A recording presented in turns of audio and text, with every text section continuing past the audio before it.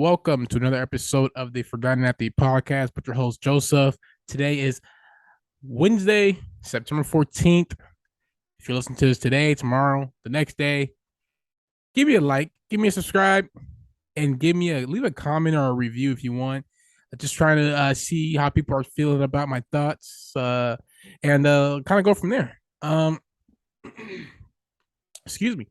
And I realized that a couple things I want to talk about today. My Vikings and my Chargers. Super Bowl matchup looking good. Hurts MVP odds. The Cardinals being trash like we thought. What else? Brett Favre being trash like we thought. And then I'll give you guys who I think is going to win a game tomorrow, and kind of go from there. So I guess we can just start talking about and then also review my locks of the week. Last week, we went 4-0. We went 4-0 for our locks of the week. I gave you guys the Bills. I gave you guys the Bucks. I gave you guys the Ravens, and I gave you guys the Chiefs. All right. Two out of the four were touchdown favorites, which was the Chiefs and the Ravens. Go over those games in a bit. And then also the Buffalo Bills and then the Rams. Talked about the Bills and the Rams game on Sunday, so I'm not going to go too detailed about that. But starting with the Bucks didn't look too good, honestly. The Cowboys look worse. A lot of stuff that went on this whole week. I rewatched a lot of games. I rewatched the Eagles game, rewatched the Falcons game with Winston, rewatched the Niners game, and rewatched another game as well. I didn't rewatch every single game on the slate just because I'm so busy now, man, with work and all these dang meetings I'm in right now, trying to get these sales, trying to make up from last month. I didn't hit my quota last month, so I'm just trying to do a lot of stuff, man, and just trying to make this money. Trying to do what I need to do. But yeah, Bucks didn't look like it last week. They play another team this week, who they're another 2.5-point favorites against, which is the Saints. That will be possibly on the lock of the week slate, which will be announced on Sunday. Make sure you tune into the podcast on Sundays, because we give our locks of the weeks. All right, that's what we give our locks of the weeks. Now, Wednesday prior to the podcast, we gave you guys a lock of the week for Thursday night. But the record that we will be keeping track of will be the Sunday podcast, which will be having the locks of the week. So last week we went 3-0. Like I said, the Buccaneers -2.5. Told you guys take that, won easily. Chiefs -6, -7, won easily. And then the Ravens -7 as well, won easily. So, when I tell you guys these NFL picks, I'm confident in them. I'm super hot fire in them, and I'm ready to roll. I'm ready to make everybody some money. So please, like I said, follow the picks if you want at your own risk, obviously. Don't come knocking on my door for the money if you lose it. But yeah, I mean, just on that same topic, I mean, the Buccaneers just didn't look too good, but they still won. Brady's Brady. Look, arms looking amazing. And it just kind of like I said to you guys in the before the season started, one of my podcasts was about the Niners and the Buccaneers struggling. So I think they're gonna struggle. But they're still gonna win 11 and 12 games this year. I just believe that. And then the Chiefs they didn't lose a beat. Tyreek Hill's gone. Who cares? They just put players in. It's like plug and play. It's literally the most ridiculous thing I've ever seen. And then the Ravens, Lamar Jackson was throwing crazy throws. I rewatched that game actually, and Lamar Jackson throws he was making, the accuracy he was putting on the throws were ridiculous. That one where he threw the first throw to Duvernay was okay. It was like, all right, that's a cool pass. But the second one he did to Duvernay, when he was running around, threw the ball, and he saw him in the end zone, that was just a beautiful play that Lamar Jackson did. I'm just so excited that he's developing more as a passer. And I'm, not excited that he didn't take the money. I still think he should have taken the money. But at the end of the day, he has to do what he has to do for his family. And he thinks this is best for his family. And for the league, possibly, for the quarterback position. But moving forward, let's go ahead and dig into the game tomorrow, the Chargers and the Chiefs. So tomorrow, if we look at the line, I believe the last time I checked, Chiefs were favored this game. But let me just double check because these lines are moving constantly. So I'm going to mybookie.com to check the lines right now. I don't have an endorsement yet from you guys. If you guys want to respond back to my emails, please do. I will be a great endorser for the mybookie.ag community. But tomorrow we have -4. Chiefs are favored, obviously, in Kansas City, in Arrowhead. one of the toughest places to play at in the AFC West and in the NFL in general. So with the Chargers playing how they did yesterday, this is a really good value play. If you really think that the Chargers are going to be a great Super Bowl contending team, then they have to win this game. Greg Popovich, one of the best coaches, just I saw him on one of Becky Hammond's in the locker room. He was saying great teams win on the road. If you're a great team, if you consider yourself a great team, you win on the road. You win division games on the road, and this is a division game that they gotta win. And if they win this division game, they're gonna put the league on notice. And I think they have the weapons to win the game. I am going to lock in my play, lock on a Thursday day, and give you guys the Chargers plus 175. I know the plus 4 is juicy in case there's a field goal or a whatever the case may be. But I just remember watching that game last year. So many mistakes were made by Brandon Staley, Herbert, going for it on fourth down. I'm sorry, going for it to end the first half when they should have just kicked the field goal. Things of that nature.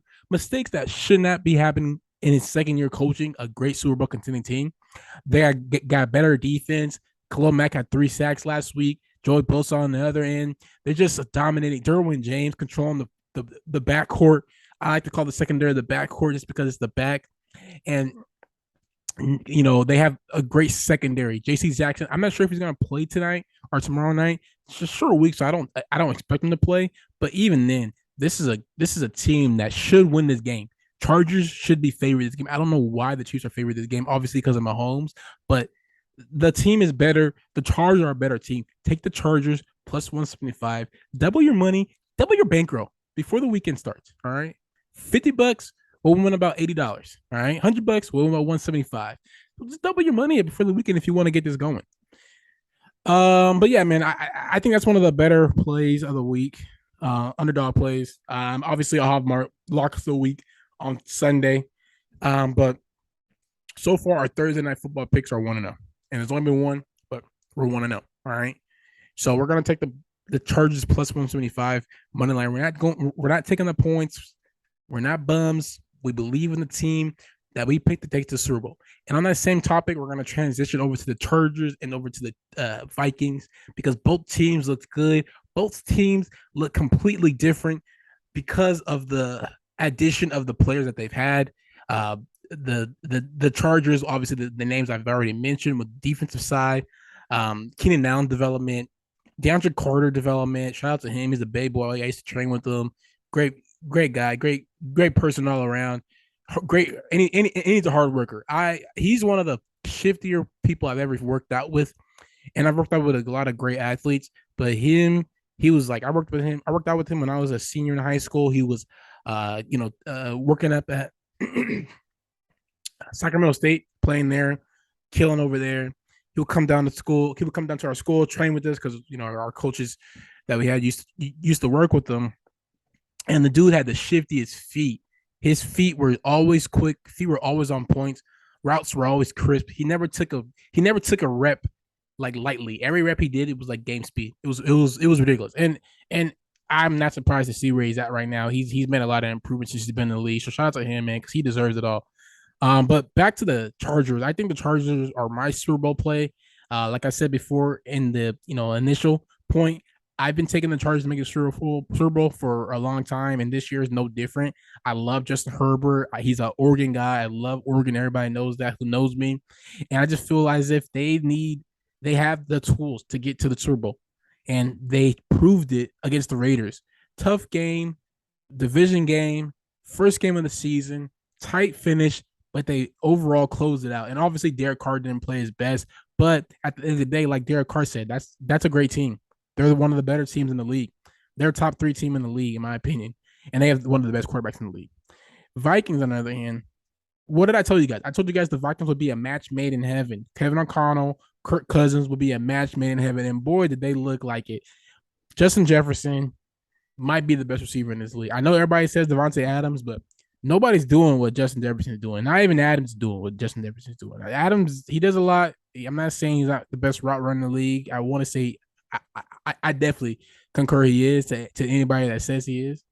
But I would say this. Justin Jefferson ability to take the ball and run with it, take the ball and get the first downs, get the touchdowns, make a 20-yard gain into a 60-yard gain, having the ability to do jump balls at the same time. I mean, his whole mechanism of a receiver position is just ridiculous. He can do everything you can imagine you want a receiver to do. And I'm not comparing Devontae Adams and Justin Jefferson. That's not what I'm doing. I'm just talking about Justin Jefferson. I just love his play. I really do. And I think he's gonna have a Cooper Cup type of season. I've been saying that since the off season. That once Kevin O'Connell got hired, I was like, this guy is gonna have the same exact season that Cooper Cup had last year, if not better. I think he could get 2,000 yards this season. I didn't think it was. I was like, hey, that's far stretch, bro. And then he had the game where he had 180, he had 150 in the first half. I mean, like, come on, dude. The dude's a baller. And then the Monday night game was just ridiculous, man. That was. I mean, I just don't know what to say. I mean, I don't know what to say about it. I just don't know if I should elaborate on it more or just kind of move it on to the next topic. But it's on my screen, so I gotta talk about it. And Nathaniel Hackett, man.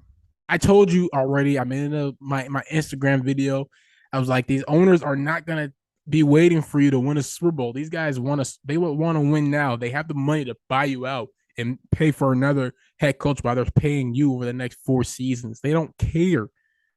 They are wanting victory. They don't want no moral victories. And what you did to do a 64-yard field goal is just ridiculous to end the game when it was 4th and 5, and you got your $250 million quarterback right there in your palm of your hands, and you don't give him the ball. It's just ridiculous, man. It really is, and I really hope that he learns from this. He said he did. He said he regretted it, but I mean, at the end of the day, man, you gotta understand that this is a game of inches, and you have the best quarterback in that position, and you took it out of his hands, and that's just ridiculous. And if I'm Russell Wilson, I'm mad. I'm saying no. I want to go for the 4th and 5. I'm not listening to you.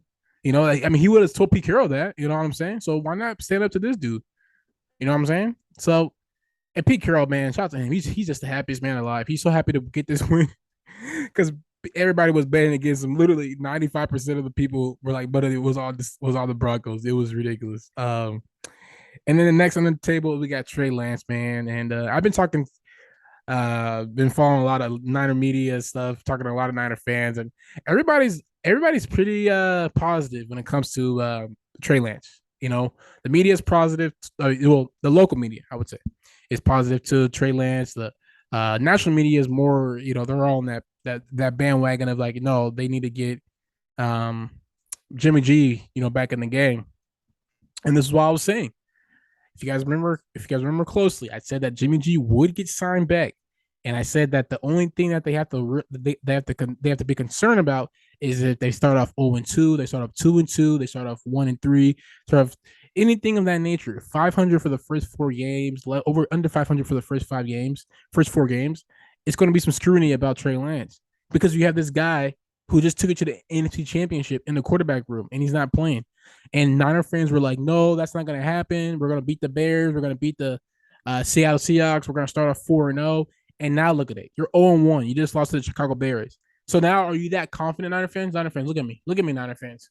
Are you that confident in your team right now where you guys believe that Trey Lance can still take it to the promised land? I told you guys this year that it would be a rebuilding year. I told you guys this year that Trey Lance would struggle a lot this year. No one wanted to listen to me. No one wanted to believe what I was saying. But listen to me, guys. I know what I'm talking about. All right. I watched a lot of film on Trey Lance. I watched him a lot in North Dakota. I watched him a lot last year versus the Texans, versus the Cardinals when he played those games. And he's just not ready. All right. He will be ready in the future. He will get better. He will improve. He will get, become quicker when it comes to, making those reads. But at this exact time, he's not ready to lead your team to a championship this season. Now, maybe next year, maybe the following year, but not this year. And you guys need to get your stubborn brains up and realize that, because at this exact moment, Trey Lance is not that guy that you guys think he is. And I know it was raining. I heard QB trainers talking about, oh, it's raining. You try putting the ball in a bucket of water and try throwing it, 20 yards. It's going to be hard. Listen, I'm not negating none of that. But what I broke down was his ability to read coverages pre-snap. And I give a lot of the blame to Kyle Shanahan, but Trey Lance still needs some of the blame as well. He needs to take some of the accountability as well. And he did. Took it like a man. He said there was throws I should have made, especially the one to Tyler Croft on the low right. He was just trying to put it up, make the perfect throw instead of putting it on him. And that's the thing that I'm talking about. He's learning already. But the thing is though, when you learn, I can learn, like I can be a thief, right? And I could steal something.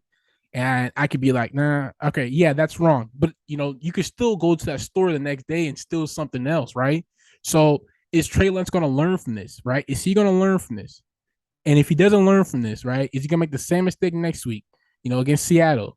Is he going to be, pressing the ball? Is he going to be holding on the ball for too long? Is he going to be taking sacks out of field goal range? Those are the things I'm talking about. Is Kyle Shanahan going to give him the play before there's 8 seconds on the play clock? Lining up with 8 seconds on a play clock does nothing for you. Now, if you do it one or twice, whatever the case may be, that's okay. But this is a consistent effort that Trey Lance is doing every single time he goes out on the field. I feel as if he is getting the ball. Everybody's lining up when it's like under 8 seconds left. And that's not good. You need time to read the coverages. You need time to read what's going on. Your O line needs time to figure out who's blitzing, who's not blitzing, who's the Mike, who's the other guy that they need to cover for the gap. Is the lineman in the C gap? Is the lineman in the B gap? Is the lineman in the A gap? They got to communicate all that, and they can't communicate that in 10 seconds. They just can't. So give your guys some time. And at the end of the day, Kyle Shanahan, you gotta script out the game a lot better than what you did. First drive was great. Second drive was great. Third drive, I thought it was kind of tacky. That was the drive that I was talking about where Trey Lance made that mistake where he took the sack, got him out of field goal range.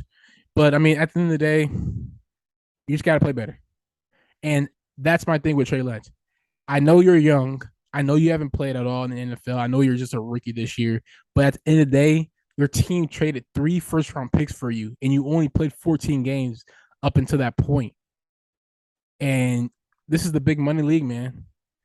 I mean, you get paid millions of dollars, and expectations are high. They're going to be high, and they will continue to be high. And you have to realize that, hey, I am a better player than how I'm playing, and you got to go out there and prove it every day, week in and week out. You can't just have one good game and then that's it. You got to have good game after good game after good game if you want to be great. Now, if you just want to be a ticky-tack player, get your money, you can be Kyler Murray.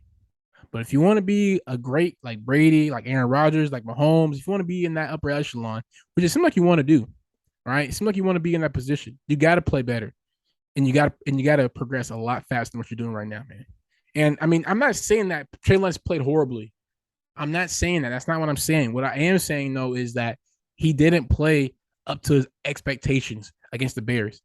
And I know it was raining. I'm not saying the rain didn't cause any issues, but I still got to judge him. I can't, and I don't like giving quarterbacks excuses because so many of the time linemen don't get excuses, right? Everybody says linemen like, oh, why you gonna let the sack in? Linemen can't have bad games. Running backs can't have bad games. Receivers can't have bad games. Quarterbacks can always have bad games, but nobody can. If a receiver drops the ball, they blame it on the receiver. They don't blame it on the quarterback, right? So receivers can't have bad games. Quarterbacks can't have bad games either. And I'm putting those people on the same pedestal because at the end of the day, too many times, and especially in the media days that we're in right now, is that quarterbacks don't get judged a lot, like the receivers do, like the running backs do, for dropping a pass or whatnot, right? I mean, because there are times where I'm watching a game, and this is not Trey Lance, this is just quarterbacks in general, where a guy will be blitzing, and the running back doesn't know which hole to choose. And I feel as if sometimes that's on the running back's fault, but other times that can be on the quarterback for not communicating, hey, this guy's coming in a blitz.